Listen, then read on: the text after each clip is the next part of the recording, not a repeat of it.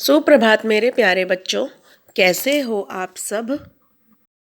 आओ सीखे हिंदी की कक्षा में हमारा आज का व्यंजन है व्यंजन थ।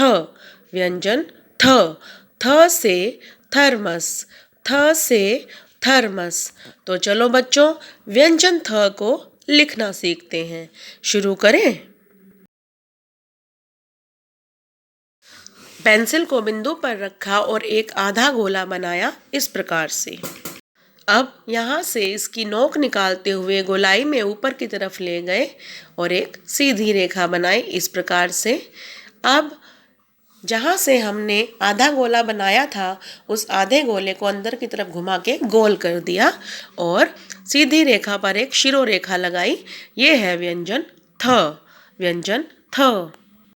पेंसिल को बिंदु पर रखा, आधा गोला लगाया। अब इसकी नोक निकालते हुए गोलाई में इसको ऊपर की तरफ ले गए इस प्रकार से। अब यहाँ से एक सीधी रेखा लगाई इस प्रकार से। अब इस गोले को अंदर की तरफ घुमाकर मोड़ दिया इस प्रकार से और सीधी रेखा पर एक शिरो रेखा बनाई इस प्रकार से। व्यंजन थ। तो बच्चों, आज हम व्यंजन थ बनाना सीख रहे हैं। थ से थाली। थ से थर्मामीटर। थ से थानेदार। व्यंजन थ। पेंसिल को बिंदु पर रखा और एक आधा गोला बनाया इस प्रकार से। अब यहाँ से नोक निकालते हुए इसको गोलाई में ऊपर की तरफ ले गए इस प्रकार से और सीधी रेखा बनाई इस प्रकार से। अब इस गोले को अंदर की तरफ घुमा के गोल कर दिया और सीधी रेखा पर शिरो रेखा लगाई। लेकिन ये हमारा व्यंजन थ गलत है। क्यों गलत है बच्चों?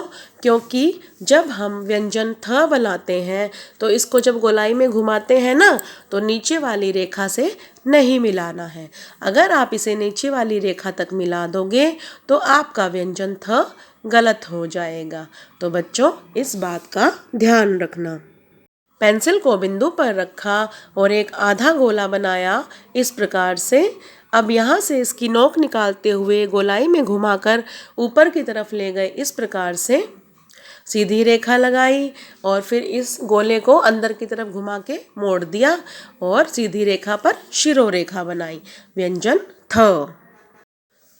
पेंसिल को बिंदु पर रखा, आधा गोला लगाया, नोक निकालते हुए गोलाई में ऊपर की तरफ घुमाया, फिर सीधी रेखा लगाई, इस गोले को अंदर की तरफ घुमा के गोल कर दिया और शिरो रेखा लगाई।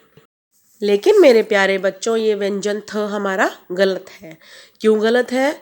क्योंकि जब हम व्यंजन थ बनाते हैं तो जब शिरो रेखा लगाते हैं ना बच्चों, तो शिरो रेखा केवल सीधी रेखा पर ही लगेगी। अगर आप पूरे व्यंजन थ पर सीधी रेखा लगा दोगे तो आपका व्यंजन थ गलत हो जाएगा। तो केवल सीधी रेखा पर ही शिरो रेखा लगाना।